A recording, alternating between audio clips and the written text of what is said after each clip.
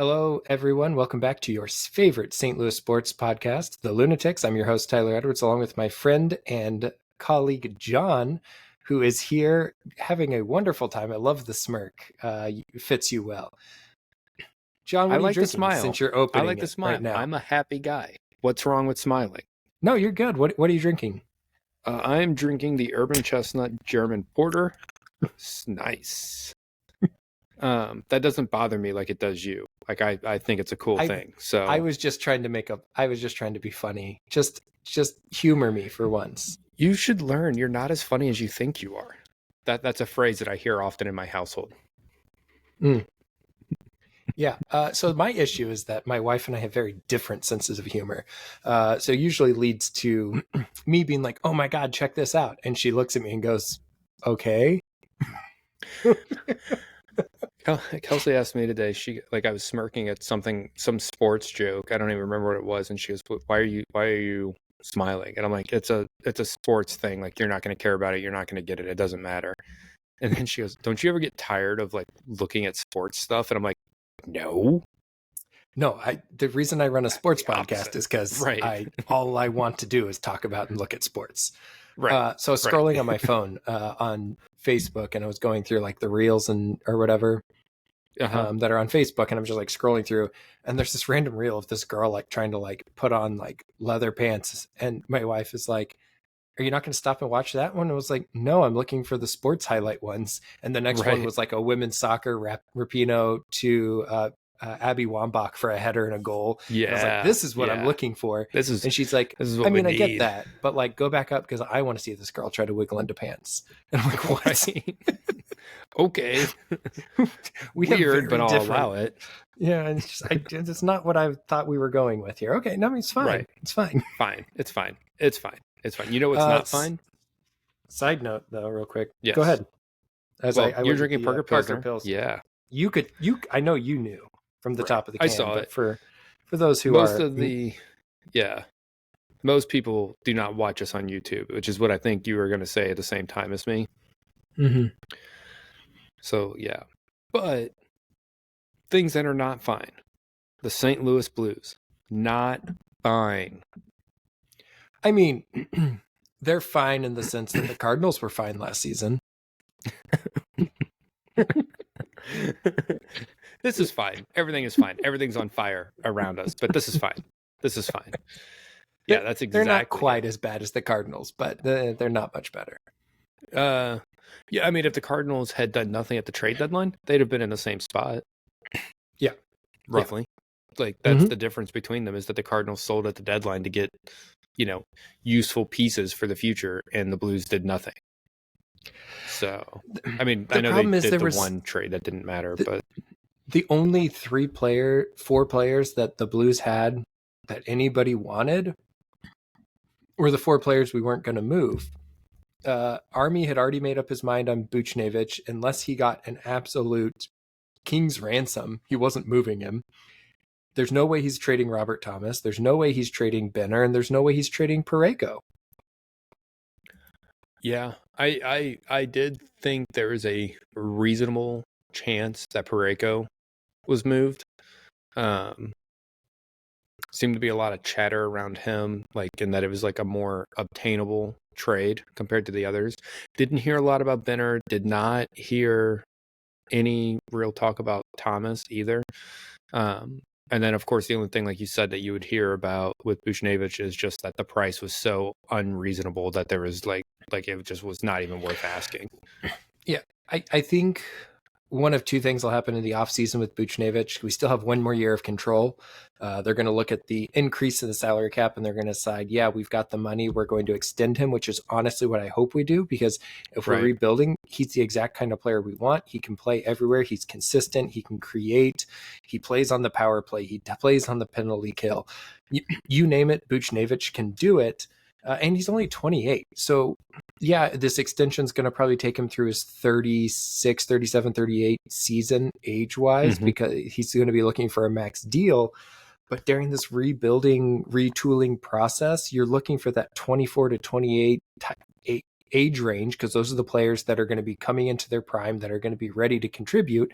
Yep. You have him. You have what you're looking for. So you keep have him. Yeah. Yeah. That's not what this team needs. Like, we don't need a Buchnevich replacement or anyone else who does what he does. Like, that's not where we're deficient. You know, he actually has more points than Kyrou. Yeah.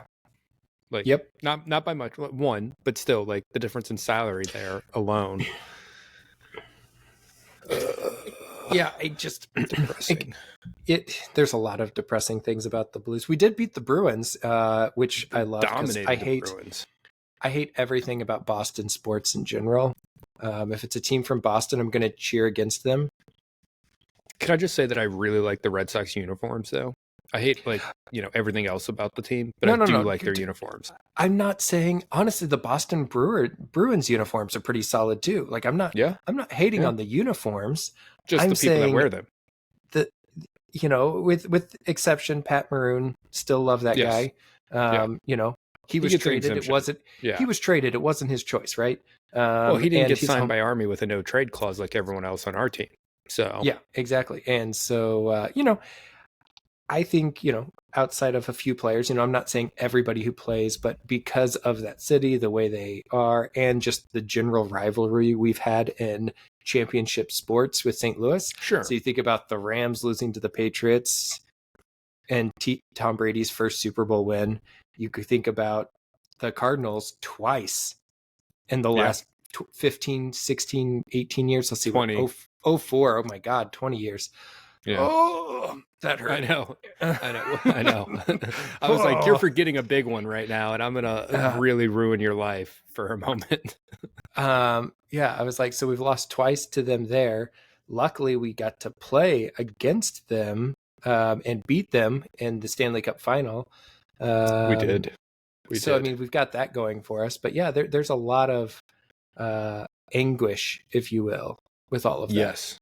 Yeah. And honestly, if you want to go back, Boston's the reason that St. Louis no longer has an NBA team.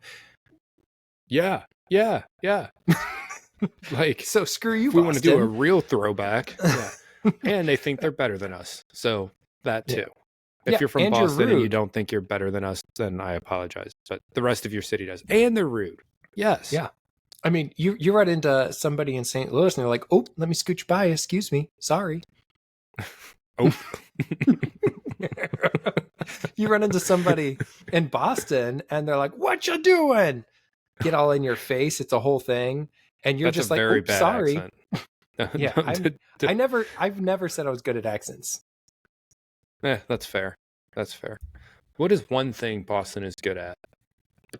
Clam chowder. Clam chowder. Yeah. Throwing tea into the harbor. Here's another thing that they're bad at, though. Did you see the New England Revolution fake throw the tea celebration thing, pregame warm-up? No. Oh. They didn't. Yeah. Well, it's so bad. They don't even throw it into like a pool. They do it at the stadium. They just throw it onto the ground, and it's a box. It's like the dumbest thing you have ever seen. I almost slipped in like 5 F-bombs right there. Honestly, why don't they just fucking go with the, Boston Massacre? Just have a bunch of people line up and pretend to shoot them all down. Right. Well, I mean, that would really fit with throw a lot a snowball of MLS first, team right? names. Yeah. Chuck the snowball and then get shot. Yeah. But like, Chicago Fire, San Jose Earthquakes, like there's some names inspired by bad events here. So would have fit right in. I will send you the link to that throwing the tea in as soon as this ends. Post it on socials, because for anybody who's watching this, then they can go back and see if they can find it. Sure. It's an old thing now, but I will do it. Okay. We'll find it. I'll do this for you. For me. Do it for me. For my heart. Absolutely. For you. So yeah, on the bet, it does not look good for me. Does not look good I'm already preparing to have to buy some beer. And that's just going to be what it's going to be. So if you're a listener and you would like to make a suggestion for what kind of beer Tyler should buy me, please feel free to comment on anything that we post or message us. Not picky, but I am taking suggestions right now. I already have some ideas, but we'll see what we get. Yeah, 87 points. 87 points is the pace. I'm probably just going to go get you a bushel of Busch Light. I mean, you say that like I would be embarrassed by drinking some Busch lattes No, live on air.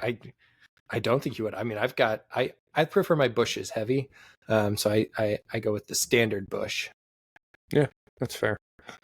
I It mean, I doesn't don't like surprise light you beer, that I'm a so standard Bush kind of guy, right? yeah, no, it does not. Not at all.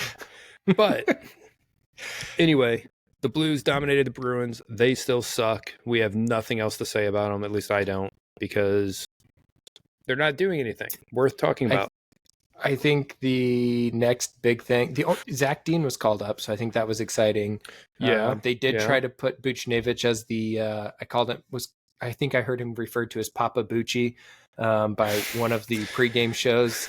Yeah. But Did not essentially hear that, but Buchnevich was the center good. with Bolduc and Zach Dean flying around. So at least I'm excited to kind of see what Zach Dean's got to have. And so if you're looking for a reason, similar to at the end of the Cardinal season last year, where like these are the things you can still watch for. Look for the minutes and the time that Bolduc's on the ice. Look for the minutes and the time that Zach Dean's on the ice. See what those guys have and what they're contributing, because they could be future key pieces of the team.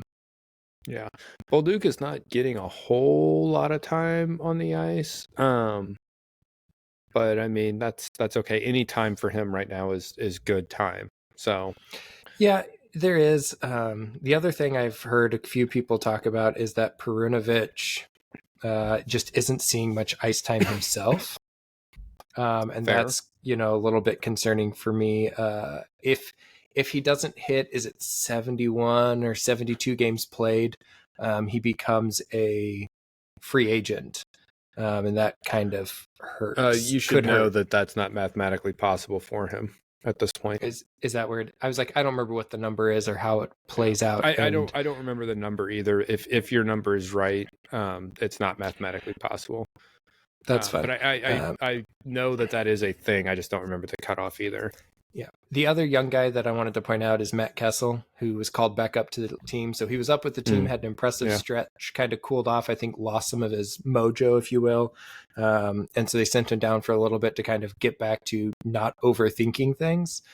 So I think it's exciting to see that he's back up with the team. Yeah. He's another young guy to keep an eye on. So reasons to keep watching the Blues. There's some young guys, try to see what they can do and what kind of minutes they're playing. I'm not sure what that will look like moving forward and how many minutes they'll actually get, but there's some potential upside and some exciting things to look for there. Yeah, speaking of exciting things to look forward to or to think about, reasons to be optimistic. Sonny Gray. Suddenly, I feel slightly more optimistic. Through the bullpen session yesterday. He did. He was doing some long throws, I guess, over the weekend.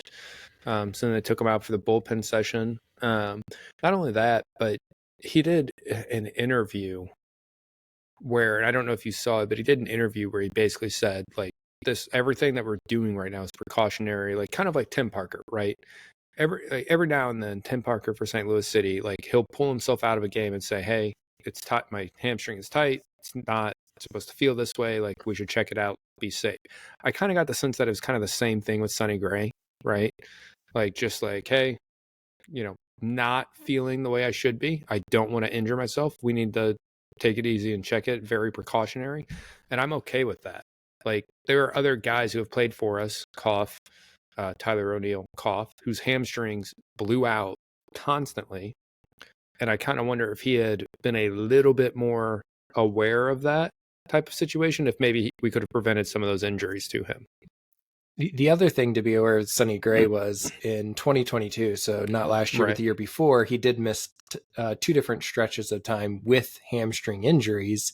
And so I think that maybe potentially makes him much more aware of the situation, and what he's going through, what he feels.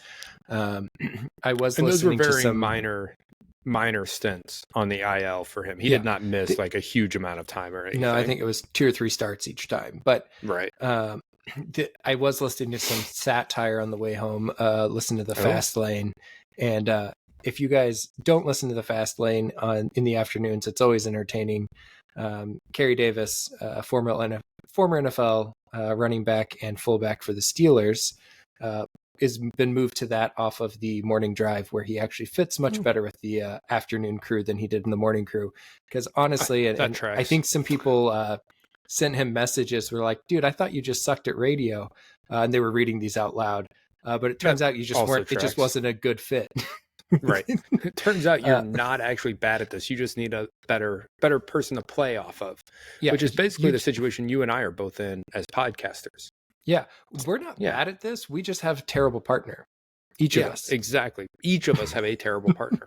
That's why we are at our best when we have guest interviews, because then we have someone to kind of, distract and balance us out. Yeah.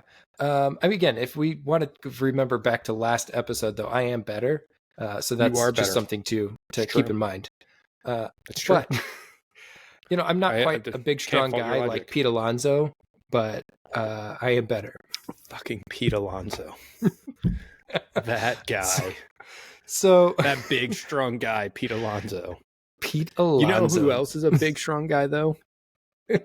Freaking Newt Bar broke his own ribs with his elbow running into the freaking wall. Yeah, that's one of those where it's spring training, dude. Just ease up and let it bounce off the wall. Yeah, sorry.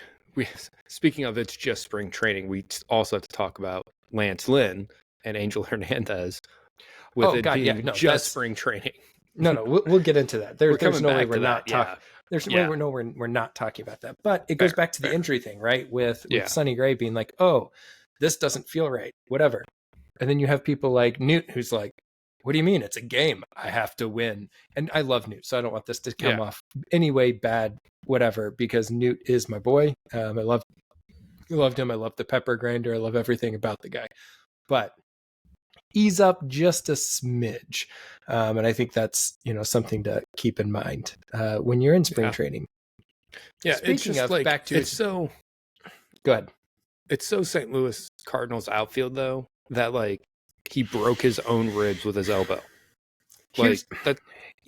So here's my it seems like this year we finally were coming into spring training. We're being told by Mosaic, hey, we have our outfield set. We're not playing with the pieces for the first time in, I don't know, 7-8 years. We feel like we know who our opening day outfielders are going to be. Yep. And now, by the way, we forgot to tell you that Edman's not actually recovering as quickly as we thought he would from surgery. Now we've got Newt Bar out.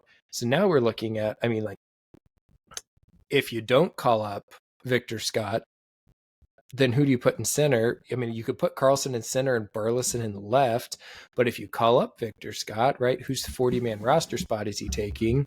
It just, there's a lot of questions there yet to be answered. Right. And I do think their plan is probably to go with Carlson in center field. I think that's really dumb because I think Victor Scott is playing him off the field right now. And then I'm looking. Michael Ciani is the other option who we have to keep on the 40-man, or else he'll have to revert back to Boston because we got him in the Rule 5 draft or whatever it was. Yeah. But so I could see him getting a lot of time. I think they do really like him. But the other thing that I've thought of, and hear me out, you put Burleson. Oh, okay. Burleson, who's been knocking the cover off the ball in spring training. If his bat's hot, play him at DH. You put Donnie in left field, and then you leave Gorman at second. Yeah, I mean, you can't do that every day. You still have to work in days off for these guys, but there is some options and some playability there because Donnie can play every position out there. Right. And Donnie is our utility guy. He is the guy who will play every day, but not at the same position every day. That's just who he is on this team, and he is crucial. And not only because of his defensive ability, but he works at count way better than anyone else on this team. Well, and he's got 20 home run power. I mean, we talked about it last episode. The guy, if he stays healthy, he's got 20 homer power. Yeah, and he's got a great on base percentage because he does work counts so well. Yeah. And it never ceases to crack me up though when I always I try to check the pitch count every batter, every couple of batters, and they'll come up and it'll be like, okay, Donnie, and it's like, okay, 25 pitches so far. And I'm like, okay. And then I'll look, whenever Arenado or Goldie or whoever's batting next comes up and it's like 37 pitches. Like, just like, that's all it was. It was just Donnie out there doing his thing.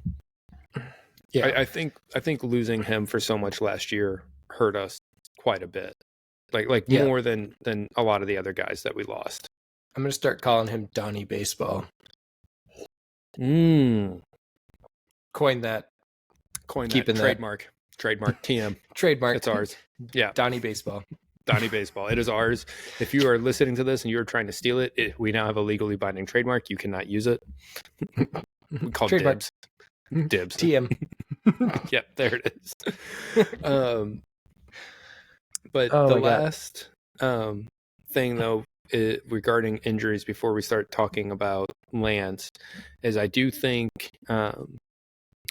it sounds like the Yankees are making a big push for Cease. So there was news that broke yesterday, maybe the day before, that Cole was going to have an MRI on his elbow, which of course makes you concerned for Tommy John. And that after that, they haven't announced, as far as I've seen, what Garrett Cole's injury is, but that the Yankees did make a new offer for Cease. So that may be some movement there. And then when you add in like Lucas Giolito and Boston going down, like if Cease is traded and Giolito is replaced by Snell or by Monty, like that means that the third pitcher is going to be available relatively inexpensively. So I don't know. Just something it could also drive up the price if everyone's waiting, right? If there's more injuries, it could drive up the price at the last minute. But I just don't know. So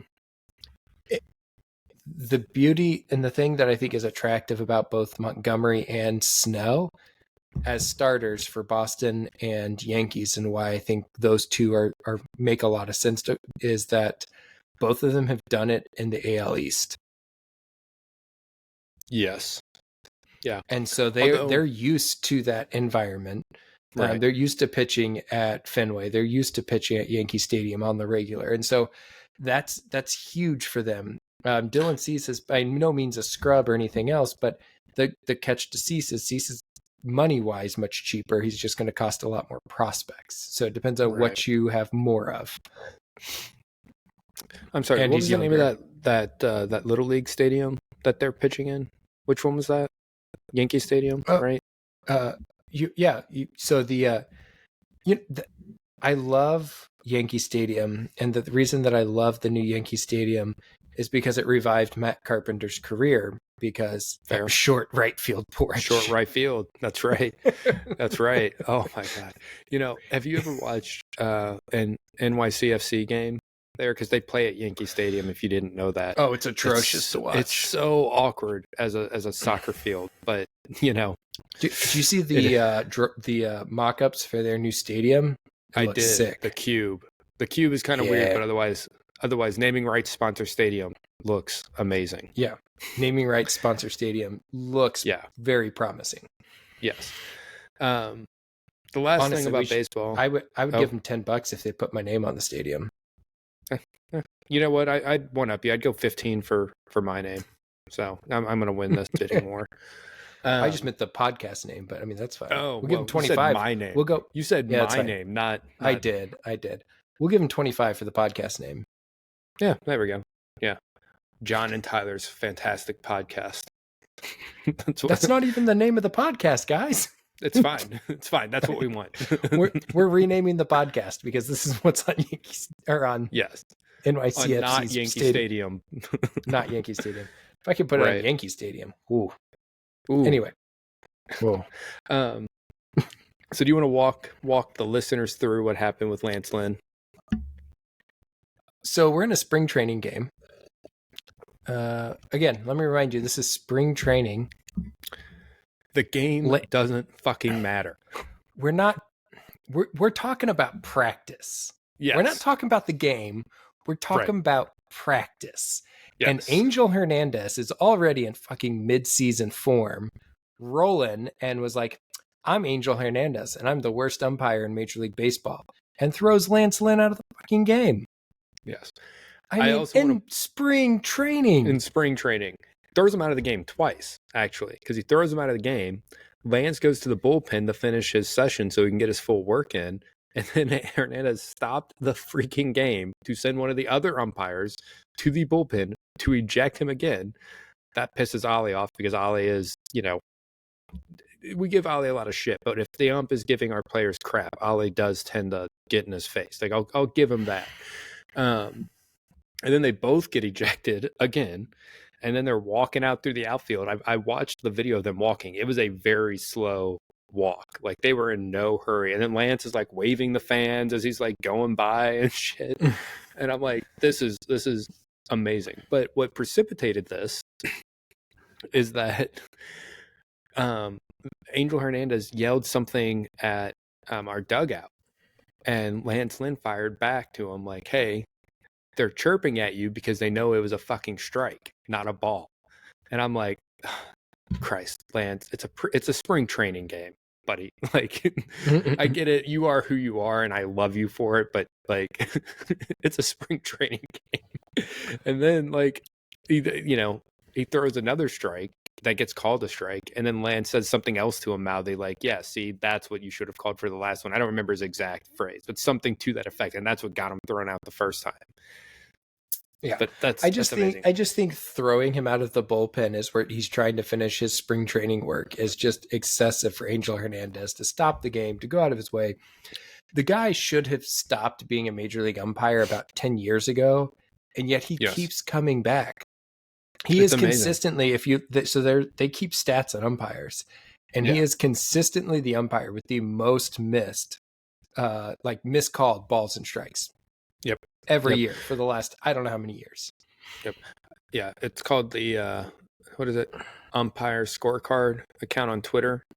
Publishes one after like every game. It's awesome. The other thing though about Lance in this situation, and I don't know if I said this to you offline. I definitely said it to our friends, the city refs, actually. had a bit of a conversation with them about it. Shout out Varsity Dan. I think our pitching staff, I definitely did say this to you, but I think our pitching staff, what really was the downfall of our staff was when Lance Lynn left and when Joe Kelly left in the late 2000 teams. Yeah. Yeah. Like, go ahead. Take it from here. There was, so there's the big thing that a pitching staff has to have is an edge. They have to be, edgy and in your face a little bit because batters have to respect you. Going all the way back to Bob Gibson, who, by the way, so this is fun. The last pitch he ever threw in his career was hit for a home run. Yes, I'm aware of this story. Later on, in a game where it was like a celebrity, previous old player, veterans, all-star type game. I think it was for charity, something else. The guy who hit the home run against him came up to bat and he hit him. No, you showed me up on my last pitch of my career. Welcome back, buddy. Welcome back. And I think, welcome back. Take your base. I think at the time he threw like an 88 or 89 mile an hour fastball, hit the guy in the hip. They were both in their 50s, 60s, I think at this point. I mean, I don't know if they were that old. Yeah, I think they were in their 40s. It was in the late 70s, I think, when this happened. But so there was another time. So he hit somebody else at some point. Yeah, in another game when the guy, whoever he hit was in his 60s. Not Bob Gibson. He would never intentionally throw at a person. But so then you think back. Okay, then the Cardinals. You get into the 80s, right? You guys, you have guys like John Tudor and all these. I mean, again, they've got the edge. I mean, think about, everything about them. Then you go through the 90s and we didn't have the edge pitching, right? Nope. I mean, the 90s were not a great stretch of time for baseball for the Cardinals as a whole. Not that we were terrible, but we were not a great team. We were pretty bad. We were pretty bad in most of the 90s. We had some high spots. We got the McGuire home run chase. Anyway. Yes, that is a high spot. Save the whole sport. You're welcome, world. Yeah, you're welcome, everyone else. Anyway, then you get into the early 2000s, and our pitching staff was okay, but not great, right? we were decent. Yeah. I mean, Woody Williams was kind of that gritty guy, but wasn't really the Yeah. like in your face intense guy. And insert one Chris Carpenter. Yep. And all of a sudden our team changes. Again, not only is he a bona fide ace, right? Because we all know that as well.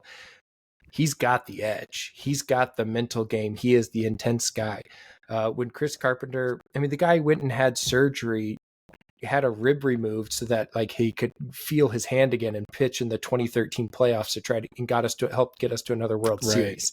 I know. I mean, the guy is an absolute monster and a competitor.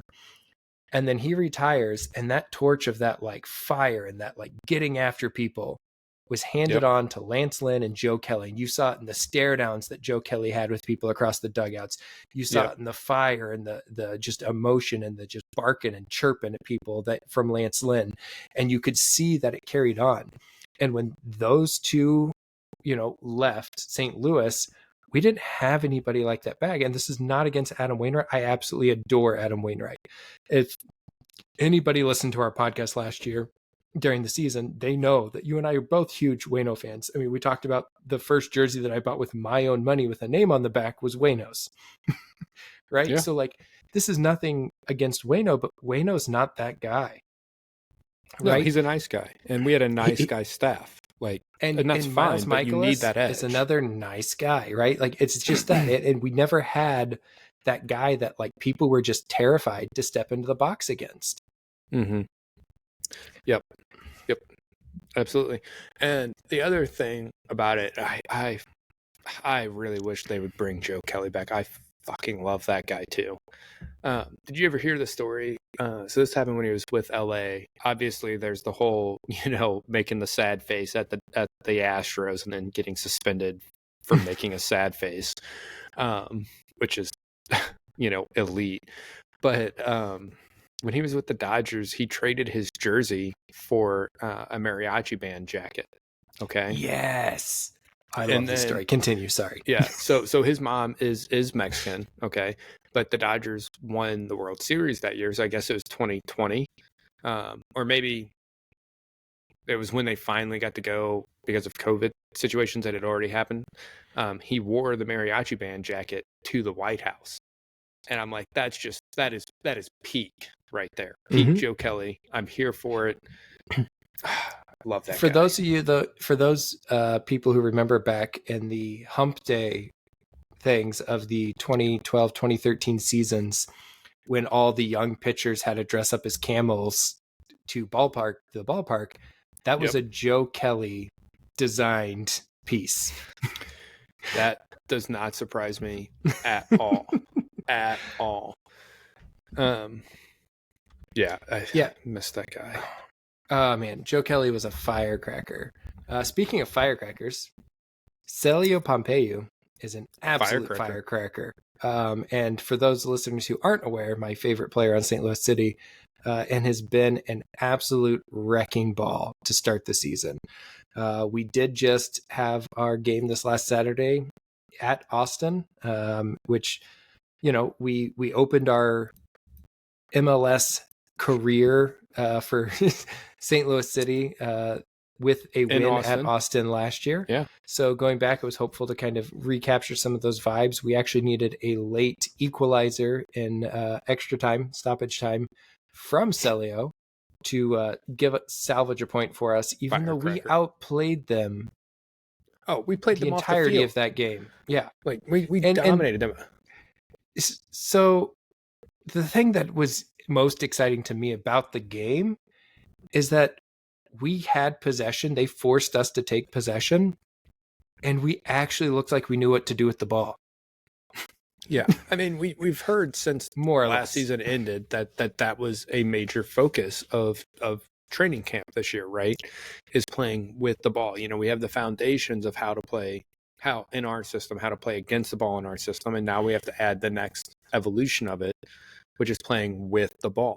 And I think you can see that through our first few games. I think there's there've been a lot of good passes. I know we looked really rusty against RSL, especially in, I guess, Houston, the away game at Houston. Mm-hmm. Which that could also just be that, we had people that had abbreviated preseasons that were, getting a ton of minutes and fixture congestion and stuff. And now that we've actually got a moment to put, roughly our best 11 out there consistently, or our most in-form 11 out there consistently, you're seeing a really well-designed team play together, both with and against the ball. I thought we were very creative against Austin. I thought we had very good width from our wingers, which was helping pull that low block apart and creating opportunities for runs into the gaps. I thought we were finding the right passes to make those runs successful. I do think that Sam was taken out of the game partly because of that, and I think that that's part of what made those other runs successful, is that Austin maybe put too many people on Sam too often. That being said, we didn't finish any of the shots we took, so I guess it worked for them, kind of. Yeah. I mean, there was a lot there, and there's a lot to unpack in that game as a whole, but Big Sam was effectively neutralized, and that's hard to deal with, and that's the kind of situation where I would think playing, if you're going to have Big Sam, he needs somebody like a Klaus to kind of play alongside to pull people away from him. Yeah. So if they're going to mark, and I think more teams, if they see us playing a single striker up top with Big Sam, there's a chance that they may try to do that more, pending what our lineup looks like and how we're playing.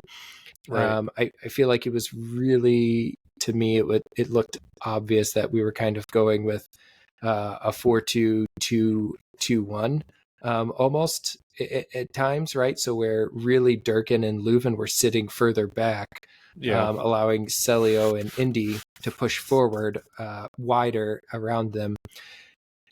We've talked about him before, but Totland was not able to push forward as much. And I think that was by design as well from Austin. You and I discussed this offline some, but they definitely tried to push the ball up the left a lot, which meant that Totland couldn't quite make those same runs that he has. And I think that shows the reason, them knowing that Totland's a threat out wide and pushing that ball up. And I think that's something they potentially keyed on as well. They kind of tried to take Totland and Big Sam out of the game. Yeah. Well, and in addition to that, I kind of wonder if we didn't do kind of the same thing as that. So we were trying to hold Totland.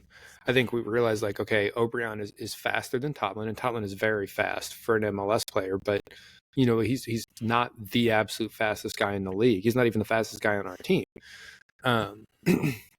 So I think there's that, him trying to stay home a little bit more, but also I think we moved the ball to our left wing to keep it away from O'Brien, just because, the physically farther away it is from him, the less likely it's going to find him and let him get on a good break.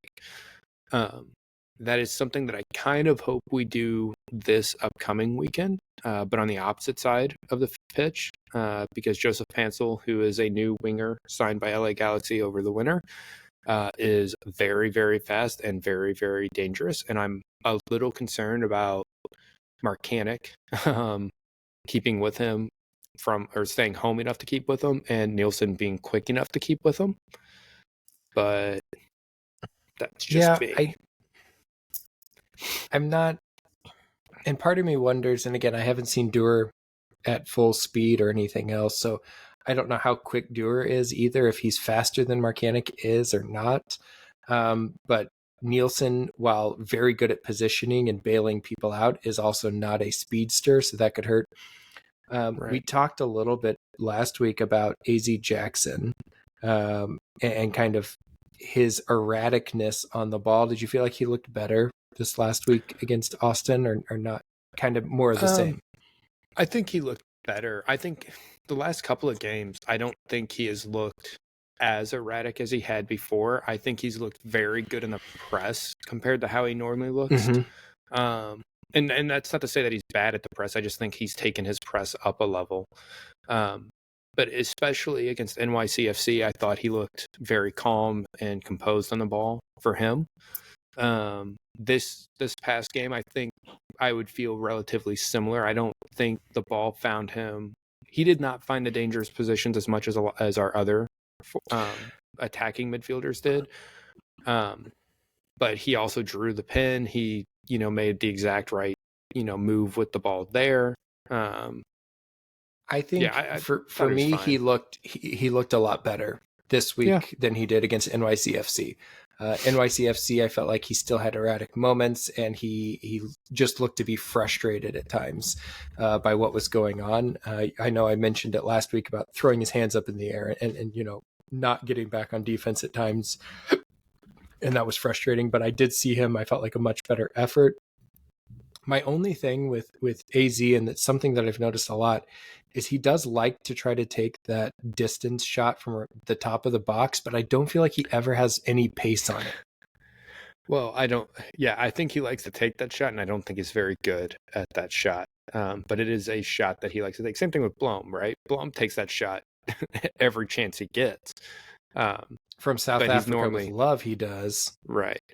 But he's only been only had one actually on frame, which was a just absolute banger. That was amazing. I still love that. I'm trying to find where is it touches. Here we go.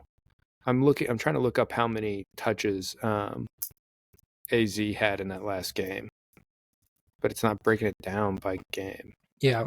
Pissing me While off. you're doing that, other players who looked good, Leuven looks like he's rounding much more into form, looks a lot more comfortable with the ball the last 2 games than he had looked.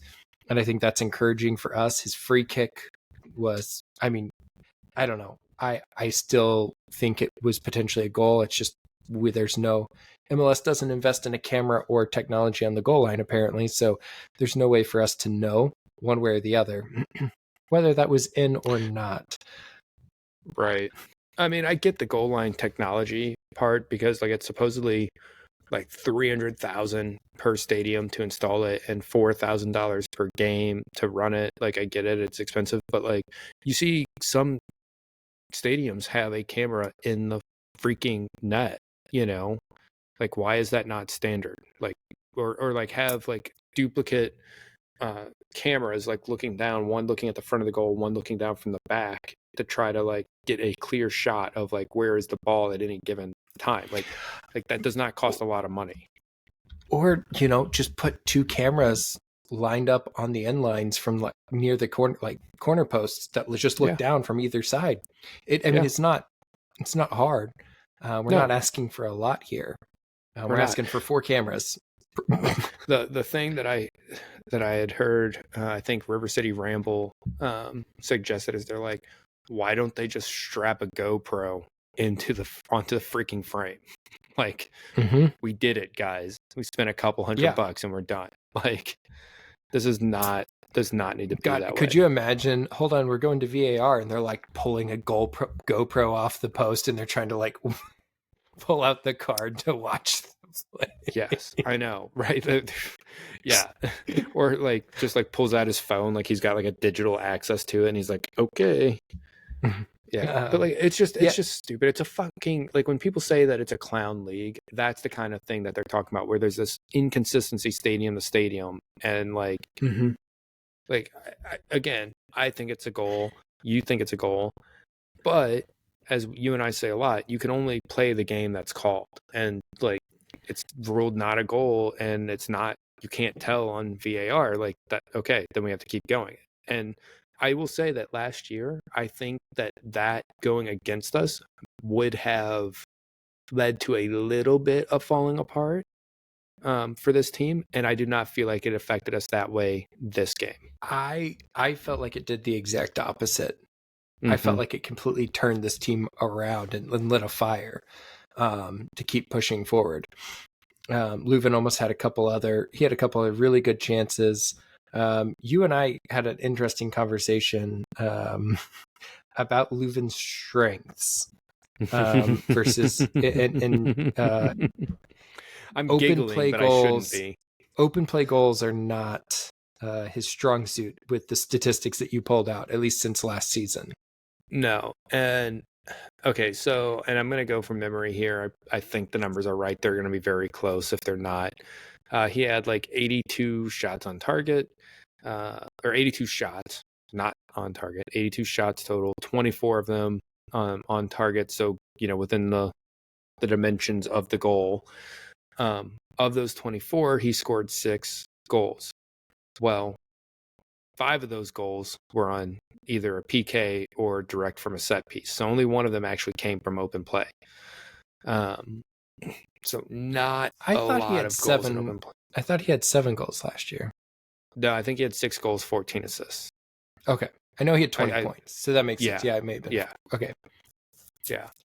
Yeah, those are the numbers. I would also like to point out, so in the chat that John and I have with Tyler, who helped us do our season preview, he goes, update to my Leuven point.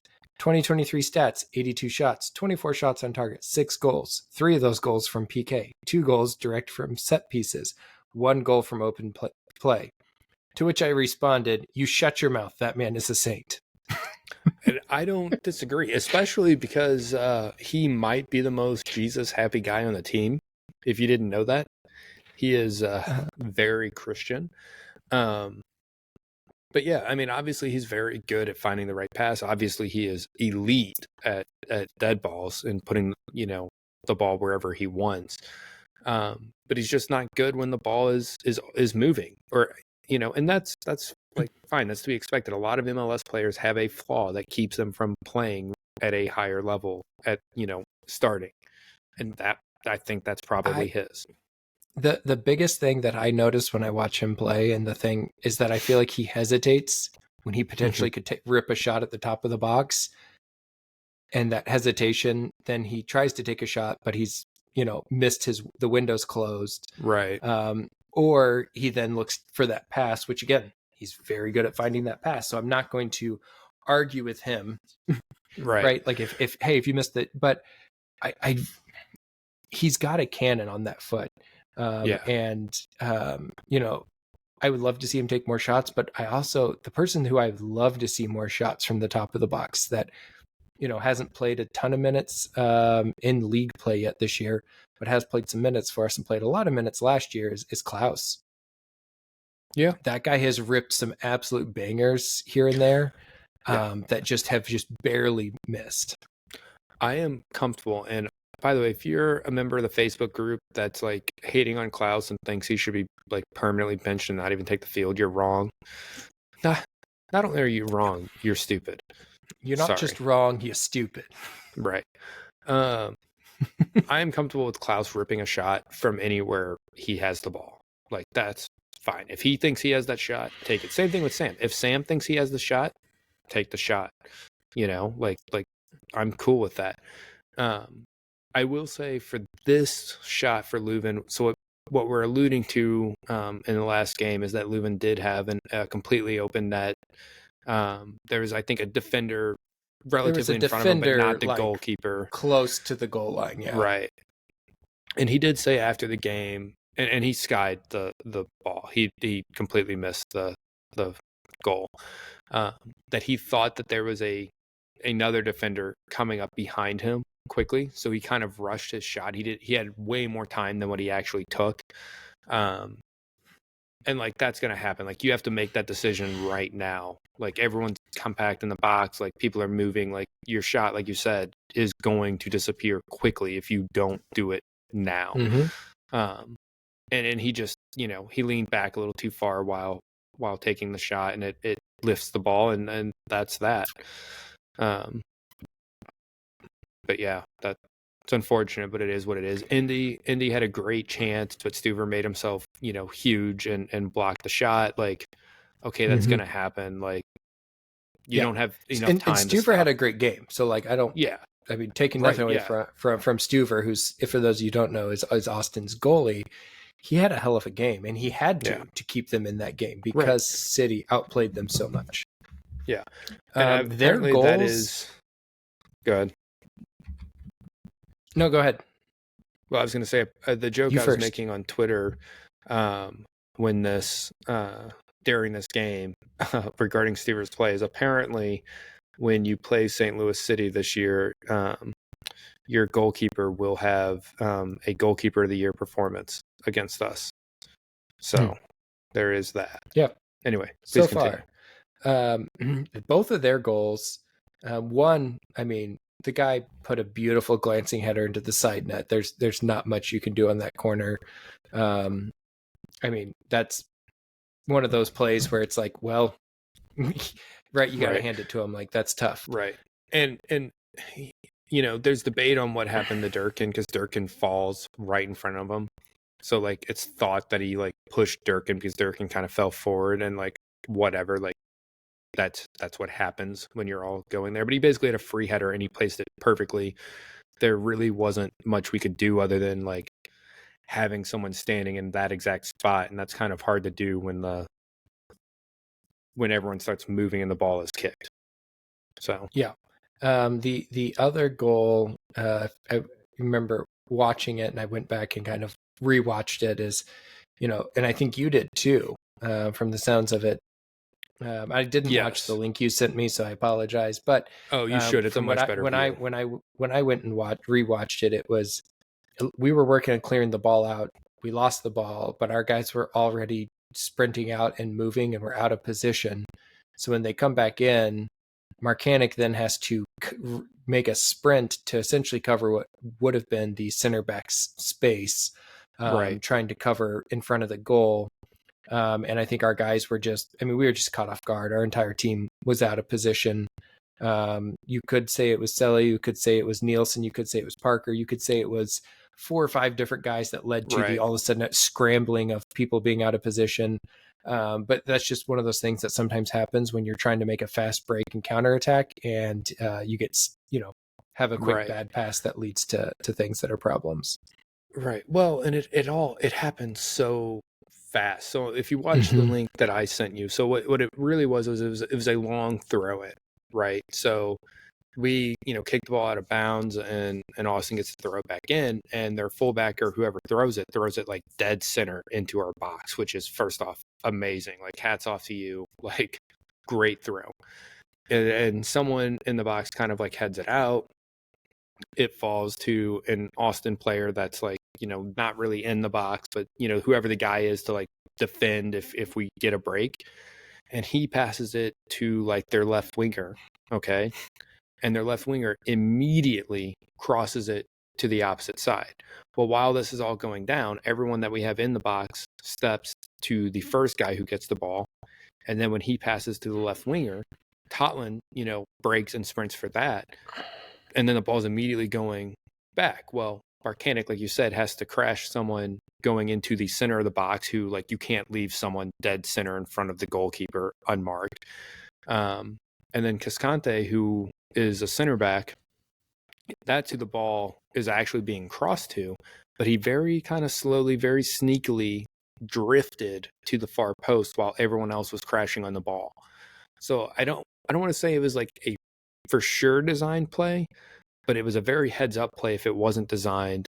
Celio, Cascante knew what he was doing, right? and like Celio, like is like the closest guy other than Marcanic, but he looks really far away from Cascante. I don't think he would have been able to, if you get look, there. The center backs there, Celio's closer to the right back or the right winger, whoever. There was another guy pushed forward, Right. so Celio almost looked like he was watching that guy who was not in a goal scoring position, and I think everyone just lost track of Cascante. And I've slipping watched in there. I've watched it several times. I can't get it to filter or to buffer good enough for me to tell for sure where some of the guys are. I have no idea where exactly Parker and Nielsen are in that play. I'm guessing they're somewhere in the middle of the scramble because they're two of our tallest guys, and like that's where you want them to like head things out in the center because that's where the ball's likely going to go. But yeah, I mean, it's a well-earned goal. We're going to have to take a look at that because, again, we have this weakness of watching the back post when play breaks down, right? We are very weak there. We let up a lot of goals in that way. Oh, I agree. And that's one thing, again, we need to clean up moving forward. Here, there's one more thing I want to point out from this game before we move on, and that was one of the more exciting moments for me was seeing my boy Rasmus Alm take the field and look like he was ready to go. Yeah. Yep. Although he immediately, like 30 seconds in, like I don't think he really did a slide tackle, but he did like kind of like his jump tackle that he does, right? Like throws his whole body into someone to like try to like push him off the ball. And I like closed my eyes and winced, and I was like, dear God, please don't do that. Like, please don't do that right now. Like, it's your first minutes back on the field. Like, just chill for like a few seconds. One of my favorite things that we do on defense right now is Celio. If you watch him when he catches somebody in the sideline and his just straight bull rush to stop a fast break, he's done that a few times. I remember, especially one time, the one time that stands out in my mind mostly is the NYCFC, where the guy started to make a break and he just bull rushes him into the sideline. Yep. Yeah. And like, maybe is not as fragile as I feel like he is.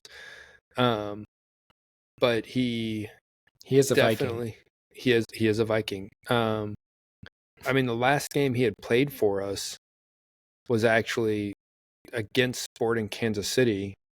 The second game, the game in Kansas. I didn't realize he played that game. He also played FC Dallas, which is the bizarre game with the goalkeeper that got the red card like 10 minutes in. Oh, yeah. But I don't know. I'm just happy he's back. We look so much better when he's on the pitch than when we don't, with the exception of Club America and Columbus Crew when we just got curb stomped. Yeah, I've had a lot of thoughts about, if we sell a player, who's the player and what does that look like and different things. Absolutely. You armchair GM, or sporting director, I guess, for this one. Yeah, armchair the sporting director. And the two players, again, that I keep coming back to being sold are Big Sam and AZ. And I feel like it's going to be one of those. I think would get a much higher price for Big Sam, obviously, but I think he's harder to replace than AZ. I think we probably get a higher fee for AZ, but we have to give so much of it away as a sell-on to Minnesota. We might actually pocket less. But yeah, I don't know how that all works with the sell-on, because I know we got him from them as like a draft player or whatever, because they didn't protect him. No, for AZ, we made a straight trade for Gam. Garber Bucks for AZ, and as part of the trade, Minnesota retained a 20% sell-on fee. Okay. So that is what's going on with him. Indy we did get in the draft though, and then we traded a couple people in exchange for Parker. You said that Indy, we also but drafted. I think we drafted Indy from Orlando or Miami. And I don't know how that whole thing works either, with the draft and rights or whatever else. But Big Sam Big Sam and AZ are the two that I see most likely to go. I just again, we've got Klaus obviously to play up top, and I feel comfortable with Klaus up top. I think Klaus plays better in a 2-striker look. So I think if you sell Big Sam and Klaus becomes your starter, he's probably running alongside either Thorson or Alm up top, and I feel like that's your best lineup there. If you sell AZ, I could very easily see a world where you run, even if you're still doing the 4-2-3-1, where your 3 are Celio, Indy, and Alm. Yeah, I mean, I could see that. Like I said, I could see a world. No, I could see that being our lineup on any given week if all 3 are fit, right? And especially if AZ's had a heavier workload or it's a midweek game, like I could see us running that and being also depends on if happy with the that. 2 in the back is Durkin and Blom or Durkin and Leuven or Blom and Leuven, or there's a lot of good. We have a lot of good players, and it's just finding minutes for all of them. Again, and Blom obviously is not fit at the moment due to injury, and so that helps those decisions a little bit. But there's a lot of things that could happen there. Well, and let me point this out too. You just mentioned Blom being injured right now, and I think he is. I don't think he has returned to training with the team yet, but I think he's progressing well. But like last year, if Blom was out, we were like, okay, so we have to roll out either Indy or Miggy there, neither of whom Indy is not natural as a defensive midfielder, and Miggy has, I think, some really good instincts there. Is just not polished enough for the MLS level yet, especially against better attacking midfielders. And like that was a real concern. I don't have that concern this year with Durkin. Like if I have Durkin or I have Blum, I'm like, yeah, all right, we can play this game. And honestly, I think the way that Ostrak proved that he can play that position as well gives us another option. Yeah. I was really impressed with Ostrak against Austin. Like I was really impressed against him. I think it was probably one of his better games. I've been impressed with him all season this year. The only game that he didn't like just really impress me was the NYCFC game when he was subbed on. But otherwise, yeah. I mean, and it's not that he played poorly. He just didn't jump off the page. But every other game he's played in this year, I feel like Ostrak has been right where he needs to be, making the runs, making the passes. And I think shows a lot of growth. And again, gives you another option at wherever they decide to stick him. Yeah, I mean, I don't think he's played bad at any game this year. I do think that first Houston game, him and AZ were just constantly in the same space, which I think inhibited both of them. But yeah, I thought he played well. I mean, Ostrak made 17 passes in 15 minutes and, completed all but one of them. Had 22 touches, 4 passes into the final third in 15, 16 minutes. Like he just had a really good game, like for not a lot of time on the field. And so if he can, start pulling that out across like a starting performance, like a, 45, 60 minute performance, like that's really good for us. Yeah. So with that in mind, talking about where people should be, who do you start this week at the LA Galaxy?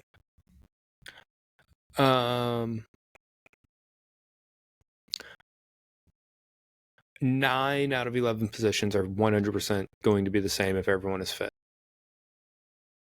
The only 2 I could argue being different right now are Klaus versus Sam and Marcanic versus Dewar, and I don't think Marcanic has played bad enough to get replaced. And in fact, after having rewatched that second goal, I'm even more confident that Marcanic is starting. I don't think he's slow. I think he's been playing well. I think you give him a chance against a real, an elite right winger, and especially if see what you get. Especially because you have Dewar in your pocket, who's becoming more fit and is ready to play some minutes. Right. And he, you have that chemistry built up with the other guys that Dewar may not have yet, right? Like I kind of want to bring Dewar in against, who I really want to bring Dewar in against is DC the next week and let him and Stroud. Like I just really want to watch that. Or Marcanic and Stroud. I don't care. Marcanic and Stroud is also going to be elite. Would be, like, oh my God, just fireworks. Elite shithousery. Yeah. Like it's going to be so much fun to watch that game. God. I keep looking at ticket prices and thinking like, man, I mean, if there was not a very good chance that I would have a baby either before or like during that game, like in fact, I got an email today about tickets being available from the team, and I was like, oh yeah, I got that. I side-eyed it. I'm like, started looking at them, and I'm like, this is tempting. And I'm so happy. Well, go ahead. Just again, I just want to see the way that Stroud's shithousery plays against our team's shithousery. Right. Yeah. Right. Well, and not only that, but I'm really happy that Stroud and Bartlett are both like locked in starters, it looks like, for this DC team, especially because DC's had a pretty good start to the year. And I know that's not really like our focus, but like clearly they were guys who are not going to get a lot of minutes this year. And so, I think they're both deserving to be starters in this league. And I'm just glad to see them continuing to get to do that chance. No, I agree. I think I said it last year, and I didn't think Stroud should have been a starter on our team all the time last year as often as he was. But that doesn't mean he didn't deserve the minutes, right? He worked his ass off and he served a purpose. And I think Bartlett was never going to surpass Parker and Nielsen, at least not anytime soon. No. And Stroud was going to take. Yeah. And you look at our lineup now, and there's no way you would want to put Stroud ahead of Celio or Indy. No. No, So like, yeah, so it was a good move for them. And with Blom's injury, the Durkin thing is even more important to us right now. yeah. It was a rare trade where both teams got exactly what they needed, and that it's worked out well for them. Um, as far as your other question, though, Klaus versus Sam, I could argue either of them. I don't want both of them starting. Um, but you could tell me that you're running either one of them out, and I'd say, yeah, that's fine. Like, I'm okay with that. I haven't looked enough at what. Hold on, gotten the yawns coming in. I don't I hear you. know enough about what LA Galaxy has been running formation wise either. I haven't looked closely enough to know, hey, this will be the best lineup for us or what they've looked like.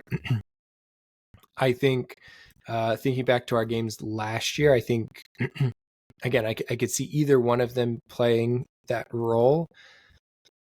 The biggest thing for me would be if it's Klaus up top, is ensuring that, our midfielders, and namely AZ, are making the runs like he was in that second half when he drew that PK. Those aggressive runs to kind of back up Klaus and pull that pressure out. And I think that will be key for us to be successful if Klaus is the starter. Because Klaus doesn't, Right. I mean, very few people have the same top end speed that Big Sam has. Right. Oh, yeah, I don't it would not surprise me if he is top 5 in speed in MLS. Like, that would not. There are very few guys who are as fast as him.